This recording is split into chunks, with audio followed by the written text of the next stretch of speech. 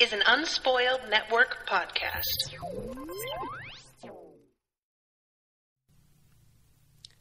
This is Spoil Me, covering Sabriel by Garth Nix, chapters 8, 9, 10, and 11. In these chapters, we get a little bit of a respite in which Sabriel gets to sleep in a bed and get a hot bath, kind of, more like an unwilling shower, and has a nice meal. But then she is very quickly forced to leave, and everything is very heartbreaking to me, honestly. Welcome to Spoil Me.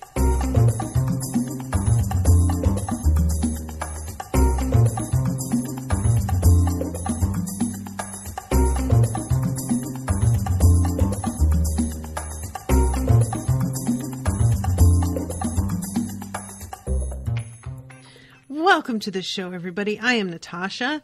Many thanks to Abbey, who is in the chat right now, for commissioning this episode. Yeah, guys, you all know how I am about creature comforts. I love me some hot baths. I love me a nice meal. I like those fluffy microfiber blankets that are like so soft that you're just like, how is this possible? I like heat in the winter and air conditioning in the summer. And I really feel for poor Sabriel getting just a taste of that comfort after a really grueling, terrible journey, and then having to go right back out into the big mean world. There is so much, like, all right, you know what? I'm getting ahead of myself here. Let us back up and we will talk about Chapter 8. Because I had been very concerned, as you remember, that Sabriel stumbles into this courtyard and then falls down and appears to pass out in the freezing cold. And that there seemed to only be a cat. And this cat could not drag her to bed, as far as I know. Maybe it can. I don't know what this cat is capable of. Mogget is the cat's name, which just makes me really uncomfortable because it sounds so much like maggot, and I hate the word maggot so much. I hate it. So I'm going to call this cat Mog for short. But it turns out that this place is staffed with a bunch of charter servants.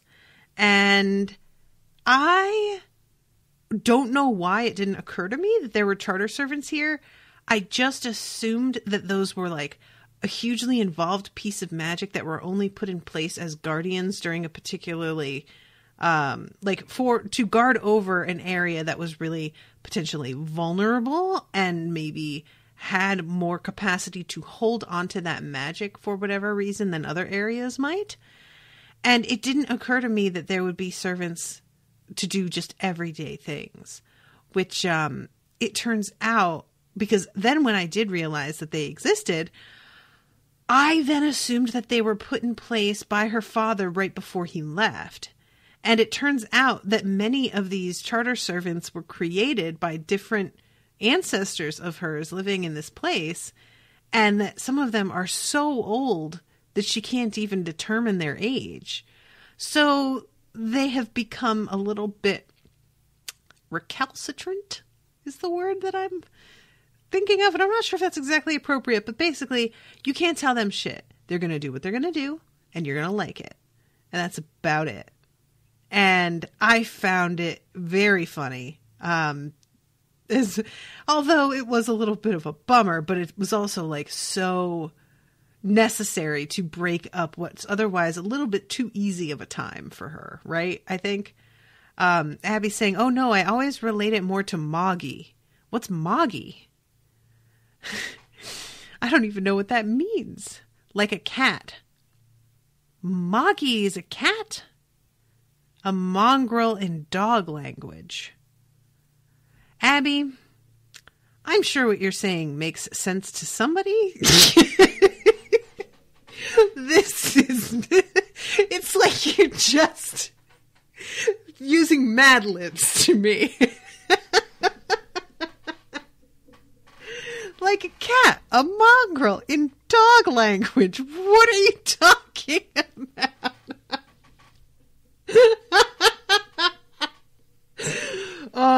funny.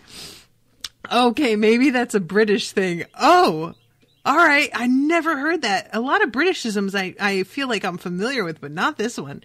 Just an ordinary cat of any breed. I'm going to shut up now. Don't shut up. That's really funny. I didn't know that. But I'm sure that's what they meant, right? That's got to be what it is.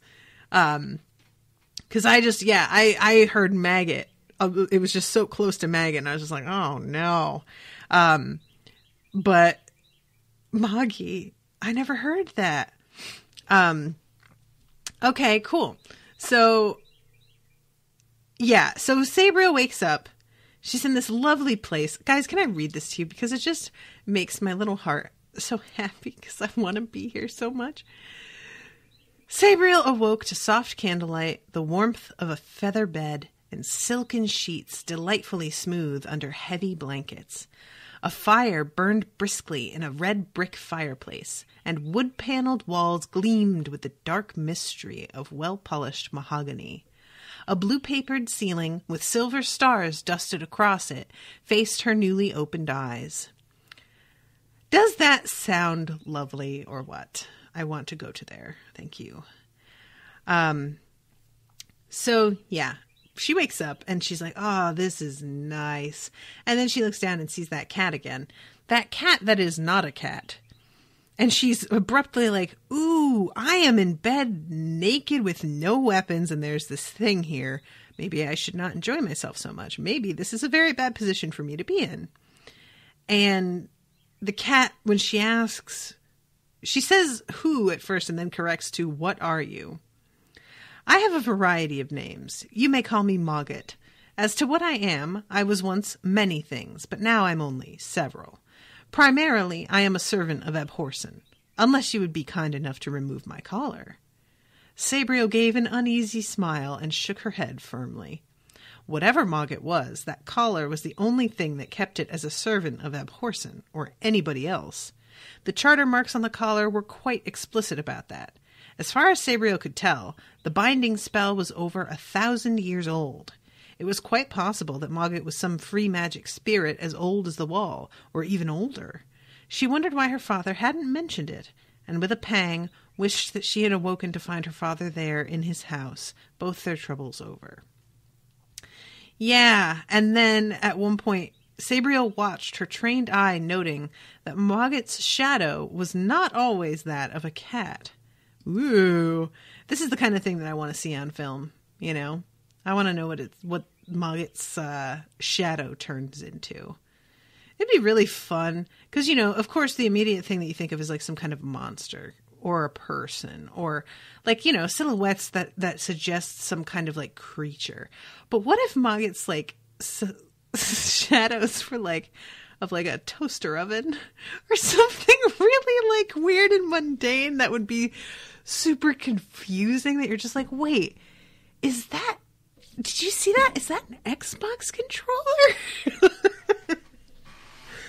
Oh, God. So it turns out that there are all of these servants here, and there is this figure that comes in and is very matter of fact. This figure is is wearing the same sort of like robe and cowl as the one that was at that gate, but it's white instead of black. And this is the one that really gives her a lot of shit. This is the one that like she starts to fall back asleep again, and he's like banging, or it's probably supposed to be a she, I think, is banging out stuff to like wake her back up again. It turns out that this house has hot water because they are tapped into a hot spring, and it's a little bit sulfurous smelling, not awesome, but you know, I would definitely be willing to deal with the smell in exchange for hot water. That is one of those things that whenever people talk about living in the past and things being uncomfortable, I did an episode actually of Unsober with Rashawn titled "The Past Sucked." And it was us talking about all of the things about living in the past that were the worst. And one of the biggest ones for me has always been what a cramp in the ass it is to have a hot bath. And like, good luck getting a bath in the first place. But a hot bath is like just such an enormous amount of work. And it was something that only the really rich could ever really afford. Like, the best you could hope for if you were not wealthy was to get a hot sponge bath, usually. You could get like a pretty good sized washing tub and like stand in it. But as far as being able to sink down and your whole body fit in there, past being a toddler, that shit's not going to happen anymore. And I cannot imagine living without a bath. I lived for a little while when I was in London in an apartment that didn't have a bathtub, and it was the fucking worst. It was the worst! So yeah, baths are one of those things that for me are like a non-negotiable. If I ever move again, bathtub is going to be like top of the list of things that it better be nice. It better be deep. It better have like fucking, it'd be nice. One of those Daenerys Targaryen ones that are round that you walk down into. That's what I want. But anyway, so the fact that this place has hot water made it all the more heartbreaking to me that she has to leave so soon. So this servant fills this what's the word I want? Basin. That's it. Because it's not actually a bathtub, although she's like treating it like that. Like she tests the water and is like, oh, okay, this is going to be nice. I have to read this to you because this cracked me up because it was so unexpected. Sabriel shuffled over to the basin, the towel wrapped firmly around her, and gingerly touched the water. It was delightfully hot. But before she could do anything with it, the sending stepped forward, whisked the towel off her, and upended the whole basin over her head. Sabriel shrieked, but again, before she could do anything else, the sending had put back the basin, turned the wheel for more hot water, and was soaping her down, paying particular attention to her head, as if it wanted to get soap in Sabriel's eyes, or suspected an infestation of nits. "What are you doing?" Sabriel protested as the strangely cool hands of the sending scrubbed at her back, and then, quite without interest, at her breasts and stomach. "Stop it! I'm quite old enough to wash myself, thank you." But Miss Prianti's techniques for dealing with domestic servants didn't seem to work on domestic sendings. It kept scrubbing, occasionally tipping hot water over Sabriel. "How do I stop it?" she spluttered to Mogget as still more water cascaded over her head, and the sending started to scrub her lower regions. "You can't," replied Mogget, who seemed quite amused by the spectacle. "This one's particularly recalcitrant." Oh, he used the word recalcitrant also. Wow, I read this like 2 days ago, and I somehow latched on and remembered that particular word and used it myself. Ow! Stop that! What do you mean, this one? "There's lots about the place," said Mogget. "Every Abhorsen seems to have made their own. Probably because they get like this one after a few 100 years. Privileged family retainers who always think they know best. Practically human, in the worst possible way." The sending paused in its scrubbing just long enough to flick some water at Mogget, who jumped the wrong way and yowled as it hit him. Just before another great basin load of water hit Sabriel, she saw the cat shoot under the bed, his tail dividing the bedspread. This is very amusing to me. I found this very funny. So she goes down to dinner after this. She's dressed in this lovely, this is a key pattern is a thing that keeps on popping up. Silver key motif on a black surcoat, which sounds really, really pretty, actually. And she goes down to dinner, and the table is set, and Mogget's really bummed because he had been forced to eat in the kitchens the past few days without somebody from the family here, but now gets to come out and sit at the table again and is served fish on a plate. It's just delightful. I highlighted this because I would like somebody to please explain. A table nearly as long as the hall stretched away from her, a brightly polished table of some light and lustrous timber, heavily laden with silver salt cellars, candelabra, and rather fantastic-looking decanters and covered dishes. But only 2 places were fully set, with a plethora of knives, forks, spoons, and other instruments, which Sabriel only recognized from obscure drawings in her etiquette textbook. She'd never seen a real golden straw for sucking the innards out of a pomegranate before, for example. Guys, I cannot think of a worse fruit to eat with a straw than a pomegranate. Am I wrong? Like, that is, I mean, you're going to get all of that white membrane stuck in the straw. Those seeds are pretty big, so you'd have to like suck really hard to get them up there, unless they're like, it's a big straw. You'd get pieces of that like in there. I just don't understand how this would even work. Has this author eaten a pomegranate before? I'm not sure I believe it. But anyway, she sits down to eat and is talking with Mogget, and Mogget just straight up says, your dad's dead. This is like really not tactful, Mogget. How did you know I was coming? I didn't know myself till Father sent the message. I have served 10 times as many of your forebears as you have years. And though my powers wane with the ebb of time, I always know when one abhorsen falls and another takes their place. What do you mean by fall? What do you know? What happened to Father? He is dead, Sabriel. Even if he hasn't passed the final gate, he will walk in life no more.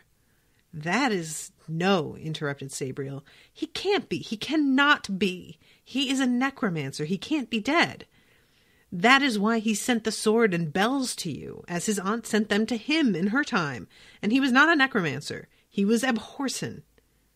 I don't understand. I don't know enough about anything.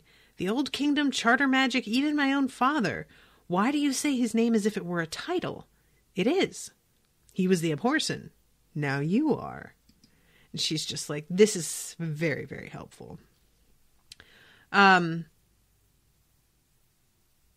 She tries to reach into death from here. And the thing is that there are all kinds of wards and protections that keep her from actually being able to reach into death. But she's so desperate to talk to her father that she tries this very, very recklessly and only comes back to herself because Mogget claws her arm and says, you know that you're the only one who can break the wards of this house, and they're all out there waiting, all these creatures waiting just for you to do that, and I can't believe that you would be this fucking stupid, basically. She says, Father is not yet truly dead. I felt his presence, though he is trapped beyond many gates. I could bring him back. You must not, said Mogget firmly, and his voice now seemed to carry all the weight of centuries. You are abhorsen and must put the dead to rest. Your path is chosen. I can walk a different path. Mogget seemed about to protest again. Then he laughed, a sardonic laugh, and jumped back to his stool. Do as you will, he said. Why should I gainsay you? I'm but a slave bound to service. Why would I weep if abhorsen falls to evil? It's your father who would curse you, and your mother too, and the dead who will be merry. I don't think he's dead. His spirit felt alive. He's trapped in death, I think, but his body lives. Would I still be reviled if I brought him back then? No, but he has sent the sword and bells. You are only wishing that he lives. I feel it, Sabriel said simply, and I must find out if my feeling is true. Perhaps it is so, though strange. I have grown dull. This collar strangles me, chokes my wits. And she comes over and starts to scratch the cat under the collar, and Mogget's purring. But then she hears the bell and is reminded, yeah, this isn't just a cat, though. I need to stop treating this like this is just a cat that can talk. This is much more than that. So Mogget finally is like, look, I'm under obligation to help you. So I will. But if his body's dead, don't you fucking dare. You have to promise you're not going to do it. She's like, I'm not going to promise shit. I'll promise that I'll think really hard before I do anything. But I will not promise that I'm just not going to do X, Y, and Z. And he's just like, oh, you fucking idiot. Like, Mogget is just so irritated with her. It's really amusing. He's like, it's very clear that Mogget is a creature with like understanding and experience so far beyond hers, and being indebted to her family and forced to help her just is so frustrating more than anything. It's sort of like Bob the Skull with Harry Dresden, you know? And Mogget goes out of his way a bunch of different times to really not be helpful again and again. He just loves fucking with her, basically. So she asks if Mogget knows why her father sent her past the wall. And he says he was afraid. You were safer in Ancestier. What was he afraid of? Eat your fish, replied Mogget. We'll talk later in the study. Okay, so chapter 9. Guys, let me read this description of this table to you, please. Because, again, I have questions. A redwood table sat in the middle of the room, its legs scaled and beady-eyed, ornamental flames licking from the mouths of the dragon heads that gripped each corner of the tabletop. So it says dragon heads that gripped each corner of the tabletop, and the way it's worded makes me think that it's like biting the tabletop and holding it in place that way, but then the ornamental flames come out of their mouths. Is there like fire on the table at all times? Magical fire? That sounds pretty cool, but I'm not sure that I'm reading that right. So Sabriel is here, and she's got a few books with her, 3 books.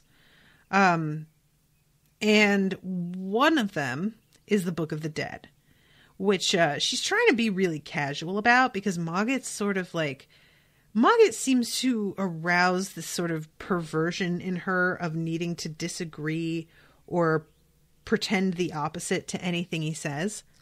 And any time that he's just like, well, you do know how to do this, don't you? The tone that he has encourages her to just be like, yeah, of course I know how to do that. And then you find out like pretty quickly that maybe she doesn't. But she doesn't want to give him the satisfaction. So like he says something about how she needs to be really careful with this book. And she's just like, whatever, I've read it all anyway. But she actually is a little bit alarmed at having to do this again. And because the book contains shit that she doesn't even remember. She read it once before. But if we remember, I think it was in the last episode of coverage. It might have been the first one, but I'm pretty sure it was the last one. There is an insinuation that maybe her father like wiped parts of it from her memory on purpose. Like let her read things in order to absorb them. And then her father seemed to like file them away somewhere else. That maybe at some point she'll be able to access them again, but for now is not available to her, is the way that I'm like sort of feeling that this worked. Almost like he's installed like higher levels of the game into her system, but she can't access them until she actually levels up. Does that make sense? So I don't know that that's true, but I just have this like sort of vibe that that's how it works. That anyway, so... and Mogget says it's not always the same book. Like me, it is several things. So she asks Mogget if he knows where her father was when he died. And Mogget's like, I don't know. She's like, can you please make an effort? And he's like, I don't know, read his diary. And she's like, oh, that would be perfect. Where is it? And he's like, nah, he probably took it with him.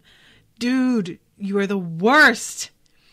So Mogget finally says, 3 weeks ago, a messenger came from Belisare begging for his help. Something dead that could pass the wards was preying on them. Abhorsen, I mean the previous Abhorsen, suspected that there was more to it than that, Belisare being Belisare, but he went. Belisare, that name's familiar. It's a town? A city, the capital. At least it was when there was still a kingdom. Was? Mogget stopped washing and looked across, eyes narrowing to frowning slits. What did they teach you in that school? There hasn't been a king or queen for 200 years, and not even a regent for 20. That's why the kingdom sinks day by day into a darkness from which no one will rise. The charter, Sabriel began, but Mogget interrupted with a yowl of derision. The charter crumbles too, he mewed. Without a ruler, charter stones broken one by one with blood, one of the great charters, twisted. What do you mean, one of the great charters? Sabriel interrupted in turn. She had never heard of such a thing. Not for the first time. She also wondered what she'd been taught in school and why her father had kept so quiet about the state of the old kingdom. But Mogget was silent, as if the things he'd already said had stopped his mouth. For a moment he seemed to be trying to form words, but nothing came from his small red mouth. Finally he gave up. I cannot tell you. It's part of my binding, curse it. Suffice to say that the whole world slides into evil, and many are helping the slide. And others resist it, like my father. Like me. It depends what you do. Not that I care. So that's interesting. The great charters are something that Sabriel has never even heard of.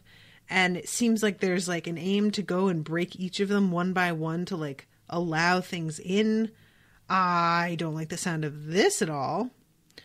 So at this point, they get interrupted by one of the sendings coming out of a trapdoor in the ceiling. There's like a ladder that she can climb up to into the observatory. And they're up here with a telescope. And she finds out that the Mordecant, while basically for now powered down, the Mordecant is in sleep mode. The Mordecant is not the only thing that she needs to worry about. Apparently, there are maybe 100 people. I'm not remembering exactly how many, if it's even said, but it's a good amount. They are taking these boxes of earth and using them to build a kind of a bridge. Now, the boxes of earth, I didn't think anything of that specifically being used. It seemed like a pretty practical, because otherwise what are you going to use to try and build a bridge like this? Like stones, which are incredibly heavy. You could just build a box out of wood, fill it with soil from the bank, and then carry it in, and it's going to act like stone because it's like hemmed in from the box, but it's not going to be as difficult to work with, right? So I'm thinking, okay, that's actually a pretty practical, smart idea. It turns out that it's specifically grave dirt, which can be used to cross running water. Whoops. Yeah, that feels like an oversight that should have been mentioned by somebody. And I really would like to know where all this grave dirt came from, except I also would not like to know. And I love this description, guys, because all of these people are alive and they're being used as slaves to build this thing. But whatever is running the show is not like a regular person. So there are some things that are sort of, there are hands, like what she had mentioned earlier, which are basically servants. But this one is made of shadow. It's not actually like, what's the word? Necrotic hand. The shadow hand on the steps moved towards them.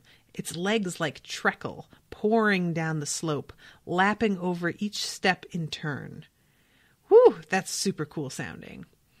And she watches while like a couple of people who are trying to build this thing, one of them tips over the side and they're chained together in pairs. And so when the one goes down, he yanks another with him and they both go over the edge of the waterfall. It's pretty fucking brutal.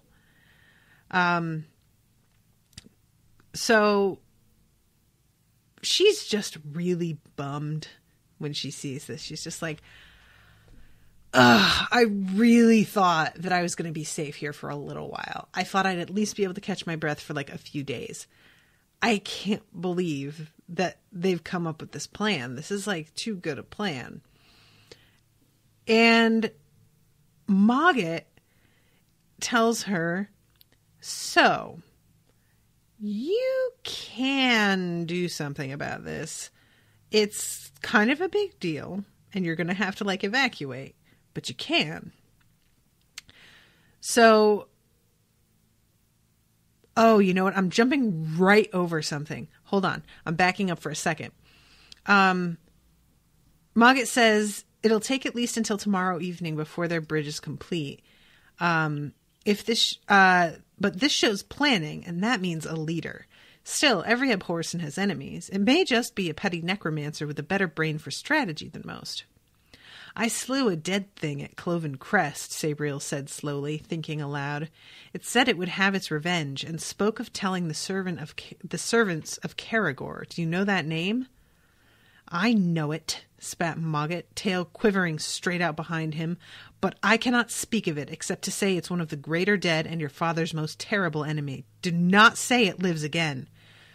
I don't know, replied Sabriel, looking down at the cat, whose body seemed twisted as if in turmoil between command and resistance. Why can't you tell me more? The binding? A perversion of the... Yes, Mogget croaked out with effort. Though his green eyes seemed to grow luminous and fiery with anger at his own feeble explanation, he could say no more. So that's curious. A perversion of something keeps him from being able to say it. What's that about? I'm curious. I feel like that somebody found a loophole. So this is when Mogget presents her with this option. The Sendings don't need to fight, for there is another defense, though it is a rather constrictive one. And there is one other way out, though you probably won't like it. The defense is the river itself. It can be invoked to rise almost to the height of the island walls, 4 times your height above the stepping stones.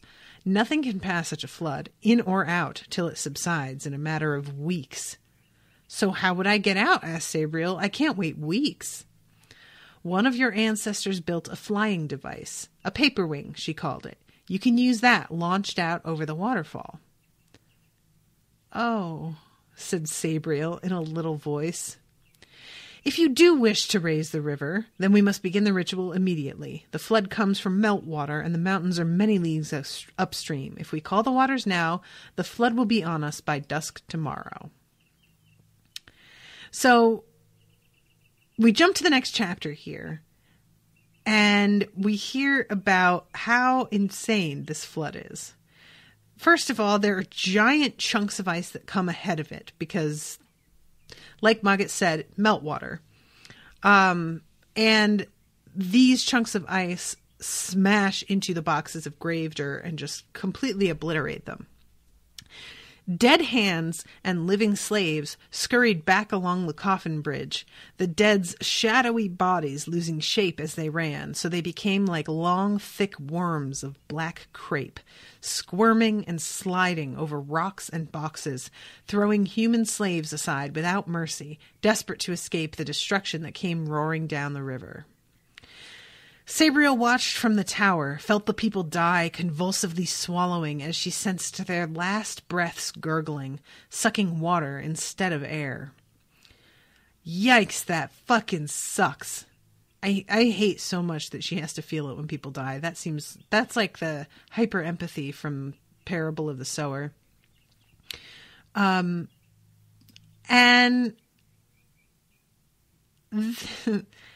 I feel like this is really, I don't want to say glossed over, but I hope that it gets touched upon again because it's pretty rough. The walls had held, and though now the wave was past, the river still raged a mere handspan below the island's defenses and was almost up to the tunnel doors on either bank. There was no sign of the stepping stones, the coffin bridge, the dead, or any people. Just a wide, brown, rushing torrent, carrying debris of all descriptions. Trees, bushes, parts of buildings, livestock, chunks of ice. The flood had claimed its tribute from every riverbank for hundreds of miles. Sabriel looked at this evidence of destruction and inwardly counted the number of villagers who had died on the grave boxes. Who knew how many other lives had been lost or livelihoods threatened upstream? Part of her tried to rationalize her use of the flood, telling her that she had to do it in order to fight on against the dead. Another part said she had simply summoned the flood to save herself. Well, that's brutal. Yeah, that's a lot of people. And a lot of, like, potentially, like, people's homes and livestock, supplies, you know, ability to live in the world. And while I certainly want to be on Sabriel's side, and I feel like I probably would have done in her place, I would have done the same thing. Because I don't think I had any concept of what it was that she was summoning. Like, this is much bigger than I expected. There is still no, like, denying that to a degree she did what she did to save herself. Exactly. That's exactly what she did. No judgment there.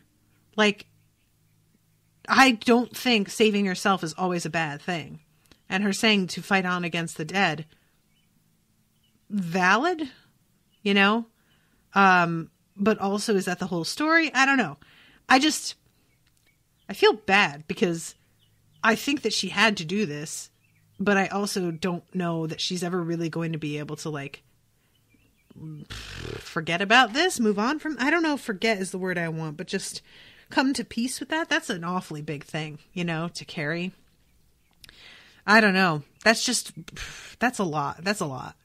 I wonder if she would have done what she did anyway, if she knew what it was going to look like once she did it. Would she go, if she could go back, would she do it again? She probably would, right?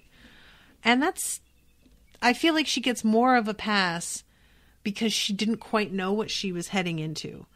But I feel like from here on out, she's going to have to know that there's a little bit more at risk with a lot of this stuff.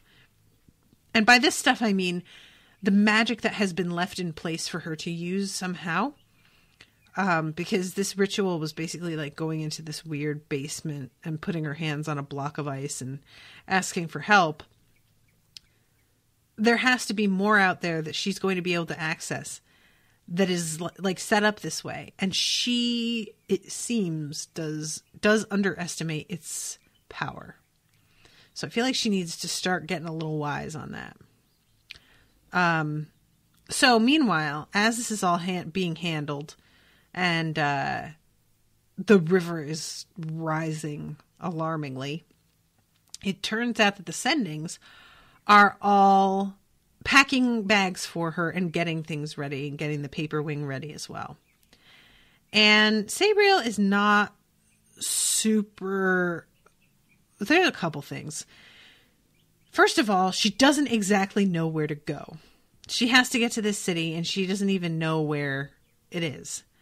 There's no map there. So Mogget insists that he has to come and help her out, which I would like to register my approval of this plan because as far as I'm concerned, having Mogget around makes the story a lot more entertaining. And I really think that Mogget should always be included.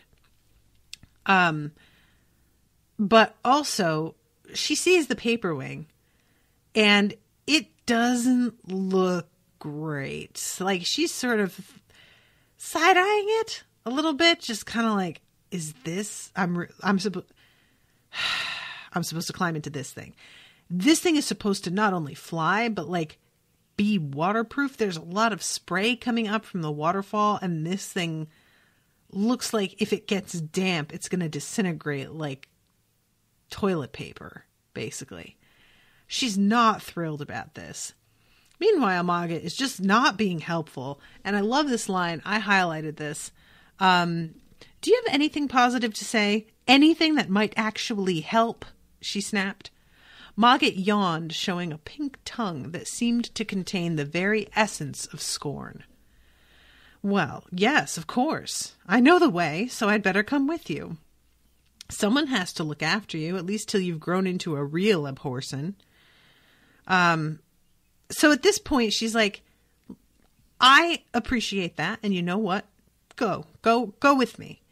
But also, I would really appreciate it if you would just draw me a map. because it's just sort of like, it's just a good precaution. You don't want one person in your party on a mission this dangerous to be the only one who knows how to get there, because if anything is to happen, you get separated, who knows? You're not going to know where to go. So at first she's like, well, describe it and I'll make a sketch or something. And Mogget's like, get the fuck out of here. I'll do it. Get me a paper. Get me some ink. And Mogget dips his little claw in the ink and sketches things out and dips again and continues sketching like his claw's a fountain pen. And draws this whole, like, amazing map out. And it's pretty fun. Sabriel waited a few seconds to be sure he was done, then cast drying sand over the paper, her eyes trying to absorb every detail.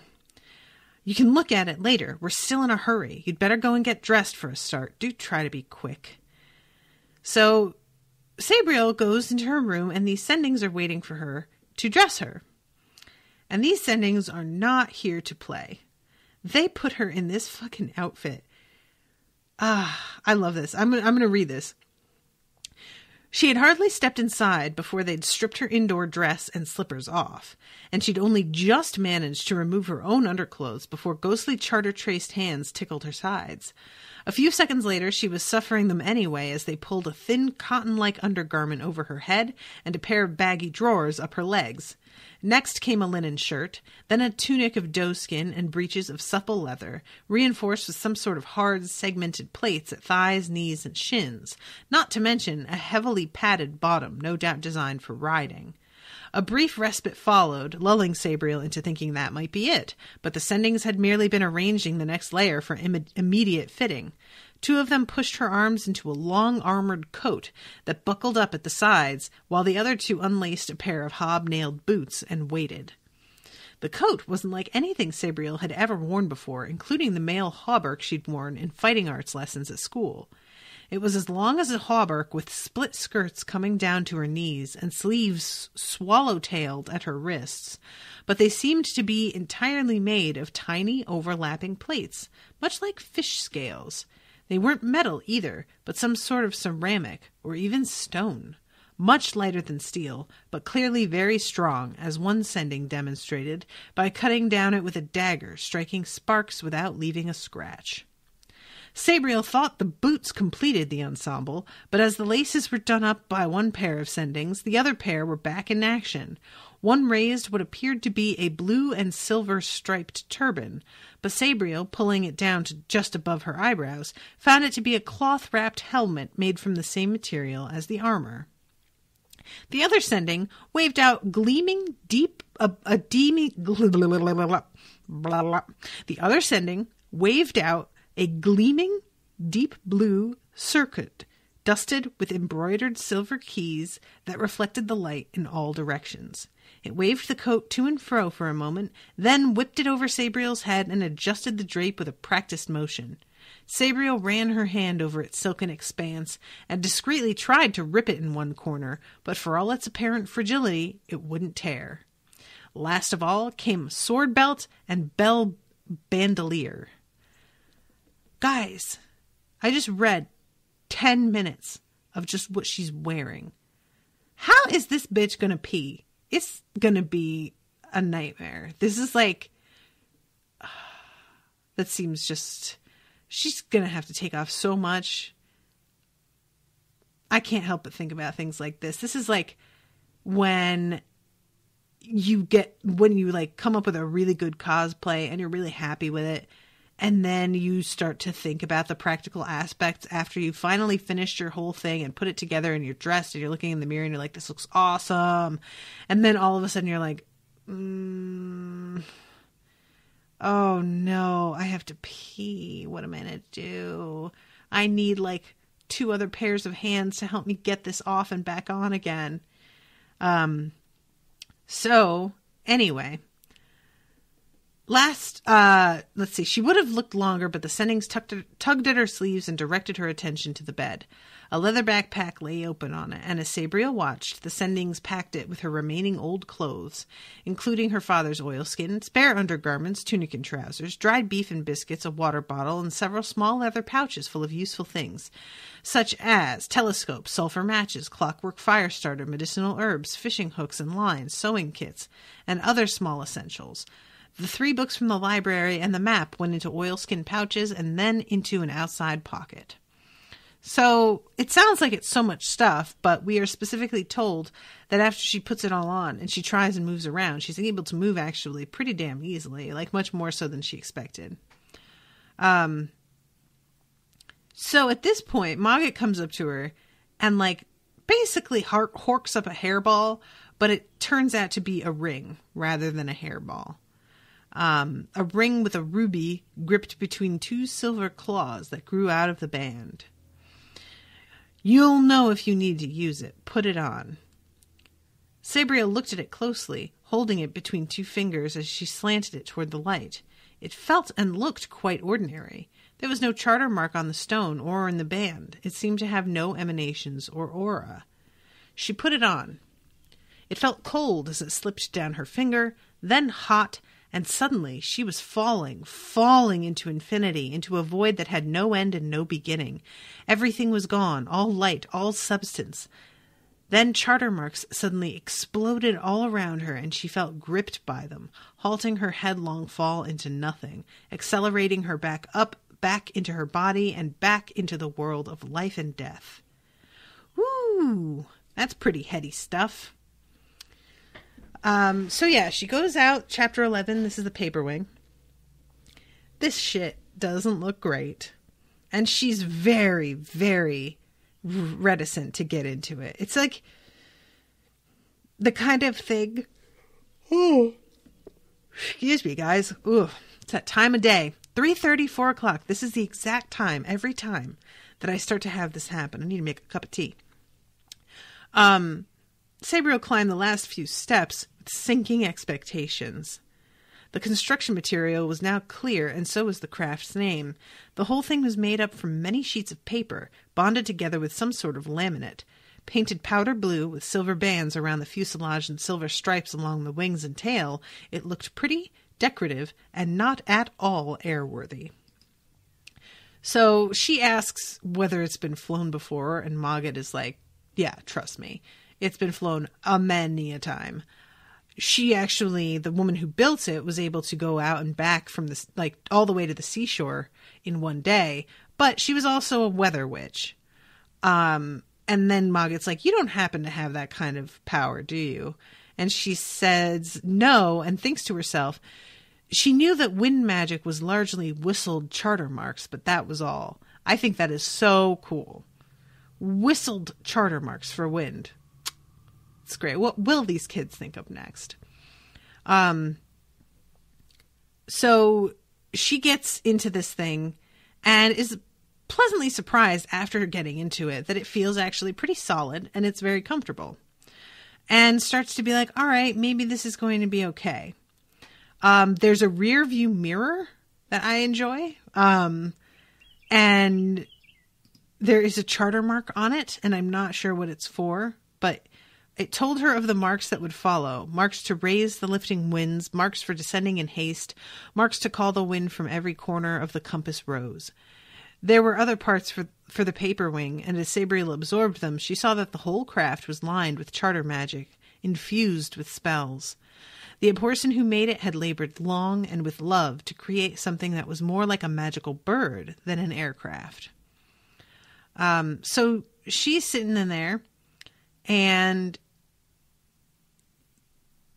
they launch with the help of the Sendings, and uses her whistling to get them on the road, so to speak.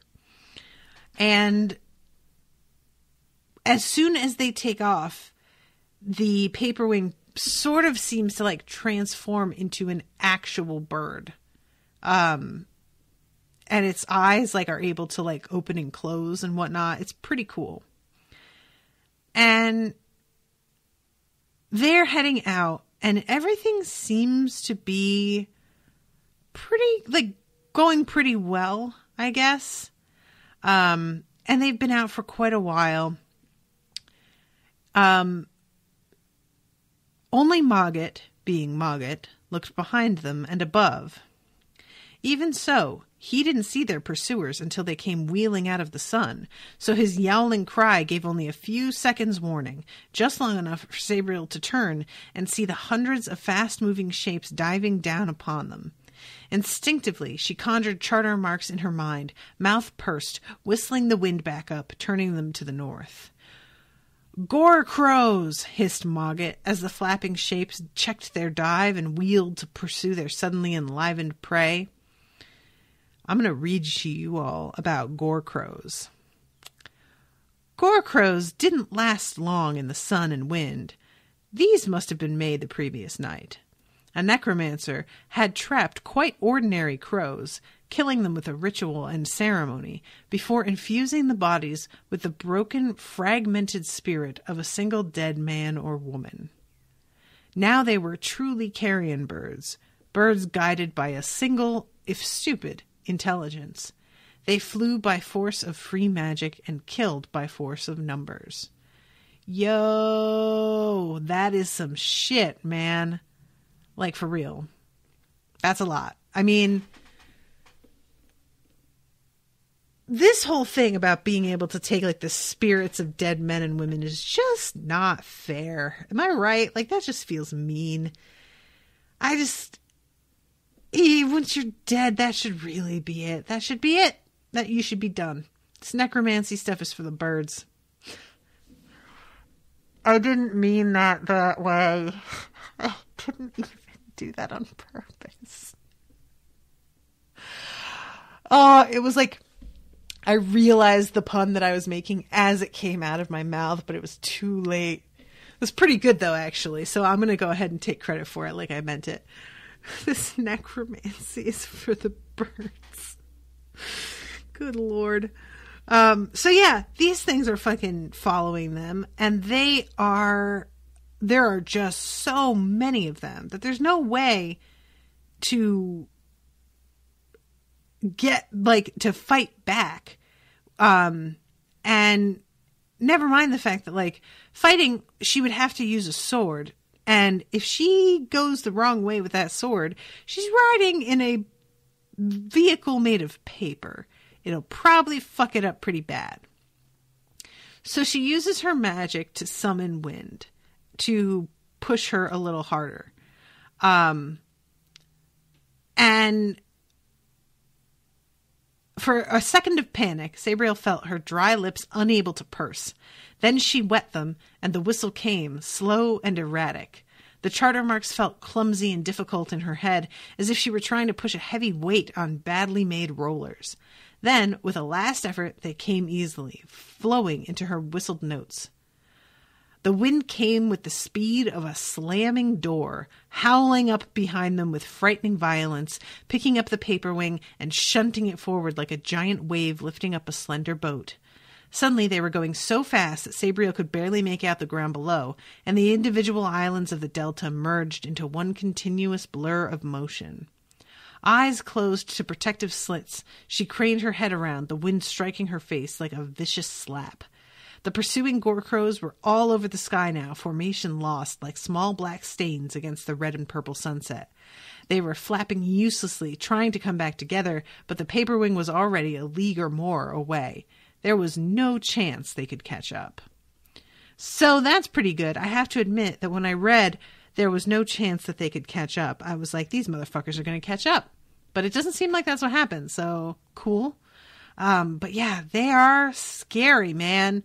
That is super, I hate the fact that there's all these dead creatures around. It's super creepy. Making me think of, Magic the Gathering cards out here. And Sabriel, at this point, is, feeling pretty relieved and is like, all right, good. Now we can just work on getting away. But spoiler alert, when she summoned that big burst of wind, that was pretty much the last of her control over the situation. The whistling that she's trying to do just sounds sort of feeble is the word used here. And the wind goes completely wild and begins to bounce the paper wing all over the place.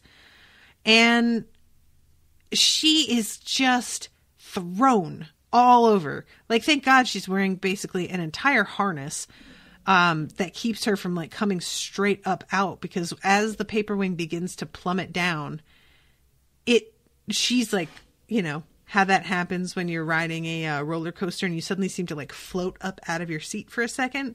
That is what's going on here. And she's just being like kept in place because of the straps.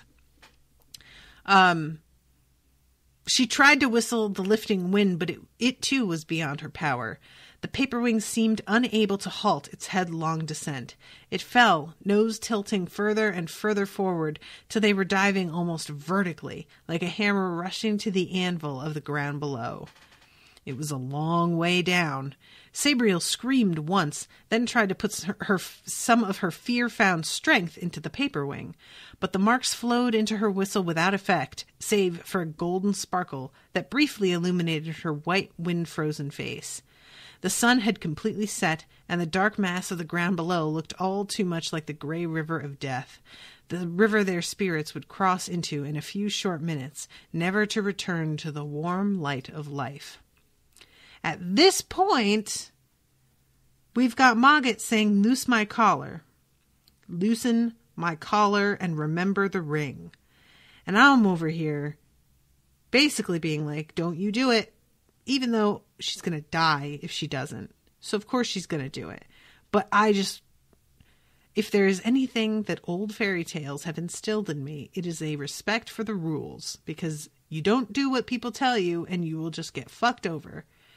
But evidently there are there's a reason the ring is here. And I expect that is to sort of control Mogget in a way when even the collar is gone.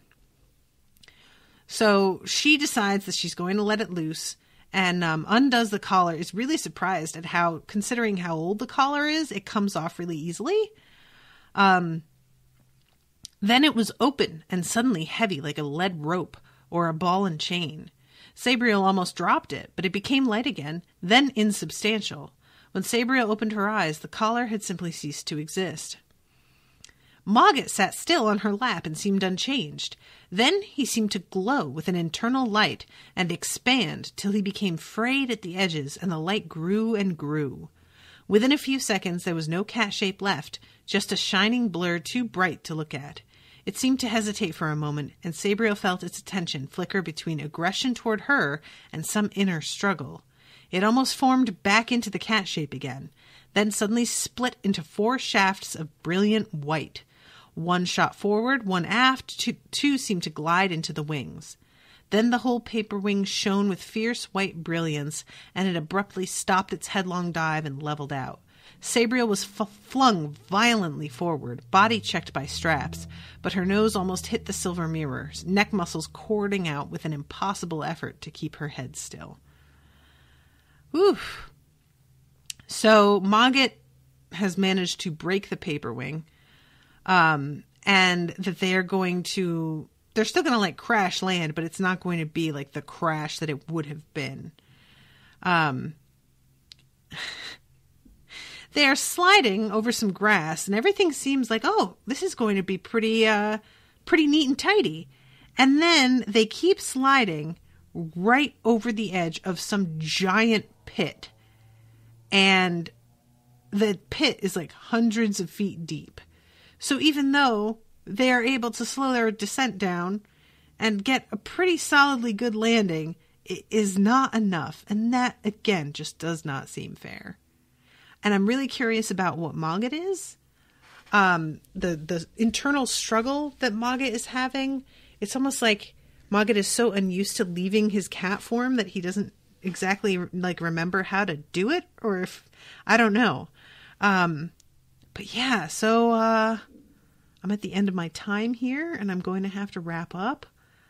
But I don't know what's going to happen. I don't like this big giant pit. I feel like that's bad. I feel like we don't want to be here. But I'm really interested to find out what happens next. So Abby says, I find this out of controlness even scarier than the crows, to be honest. Oh, definitely.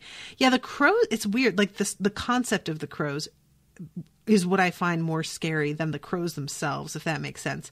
It's that, like, I feel like I am more upset out of compassion for the men and women whose souls are stuck in these crows than I am scared of them.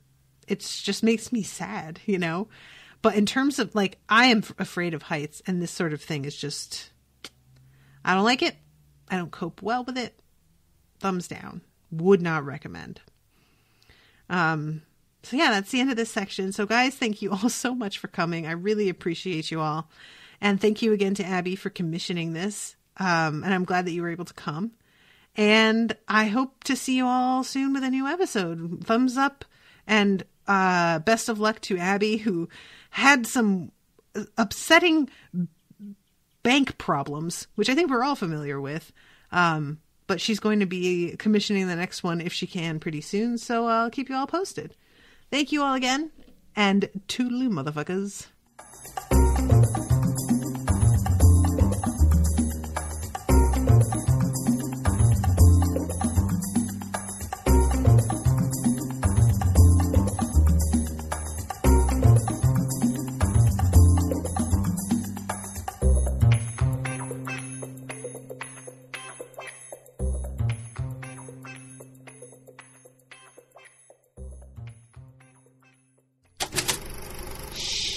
That was an Unspoiled Network podcast.